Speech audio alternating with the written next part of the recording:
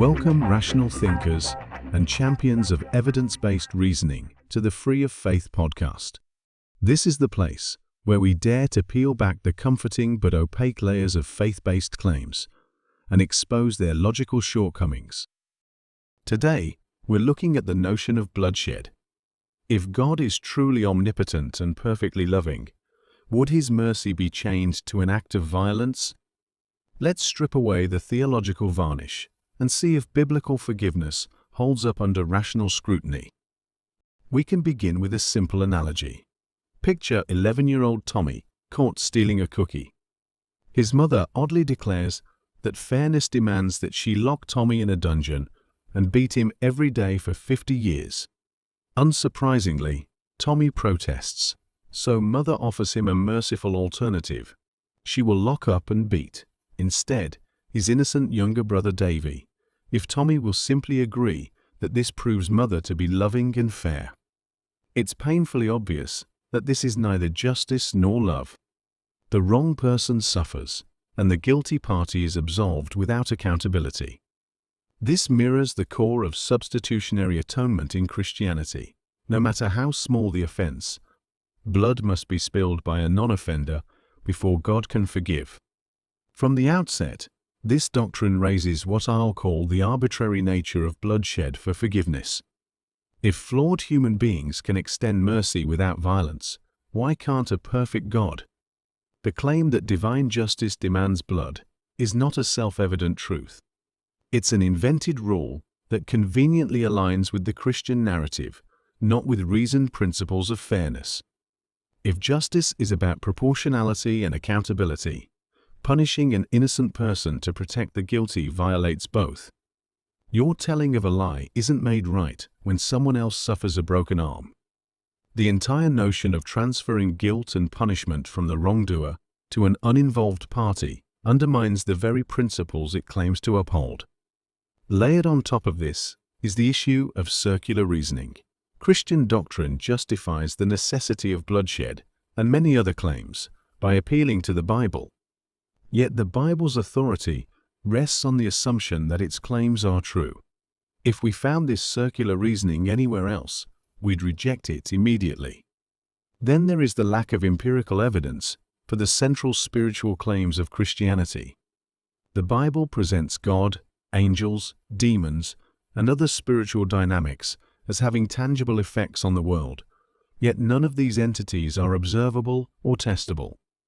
Claims that cannot be verified empirically or logically have no rational justification for belief, particularly when natural explanations for the same phenomena already exist. Perhaps most troubling is the reliance on emotional manipulation over rational justification. Christianity frequently sustains belief through fear of hell and guilt over sin. These are powerful motivators, but they are not pathways to truth. A truly loving and fair God would not need to frighten or shame people into belief. The case could be made through evidence and reason alone. When we put these strands together, a pattern emerges. The blood requirement is not just unnecessary, it's embedded in a larger web of inconsistencies. Christianity's central mechanism of forgiveness rests on arbitrary rules, circular reasoning, unfalsifiable claims, and contradictions about the nature of God and human freedom. Human parents often forgive their children's mistakes without demanding that anyone suffer. This kind of forgiveness fosters trust and strengthens relationships. Wouldn't a divine parent be expected to do the same? If God wanted to demonstrate the deepest form of compassion, He could forgive directly, without rituals, without conditions, without blood. That would be omnipotence in action, the ability to restore without destruction. Instead, the Christian framework insists that forgiveness is impossible without bloodshed. This transforms grace from unmerited favor into a transactional exchange where the currency is suffering. It makes God appear bound by a law higher than Himself or trapped in a system of His own making. Either scenario diminishes the concept of a truly sovereign deity. Even the biblical text is conflicted on the point. Colossians 3:13 urges believers to forgive as God forgave them, implying a model of generous, non-violent mercy.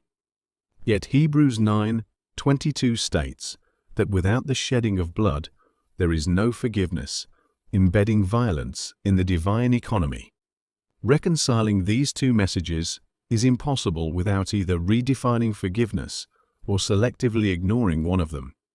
When examined through reason rather than reverence, the requirement of blood for forgiveness begins to look like an artifact of ancient sacrificial systems rather than the decree of a perfect being. In human terms, it's as if a parent, fully able to forgive their child, insists instead on a ritual of bloody harm to a different child to satisfy an abstract and incoherent notion of justice. Such behavior would be unequivocally condemned in any human context, and yet it's praised when attributed to the Christian God. Ultimately, we need to ask why humans can fully forgive without requiring bloodshed, yet the God of the Bible cannot. Viewed from the outside, Christianity's forgiveness model is less about divine grace and more about maintaining a closed, self-reinforcing system, arbitrary rules defended by circular reasoning, contradictions excused by appeals to mystery, and emotional pressure deprived to prevent critical examination. None of these are features of a truth-seeking framework. They are hallmarks of belief systems that fear scrutiny. If divine forgiveness exists, it will not be based on blood, fear, guilt, and unquestioning acceptance.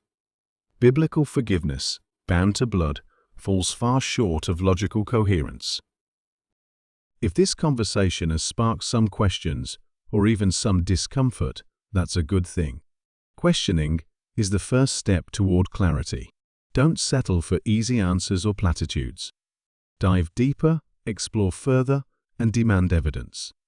Head over to Free of Faith to read the full article and join the discussion.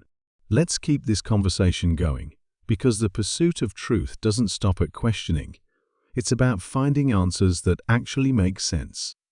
Thank you for tuning in to the Free of Faith podcast, where we expose the logical failings of faith and celebrate the clarity that comes with reason.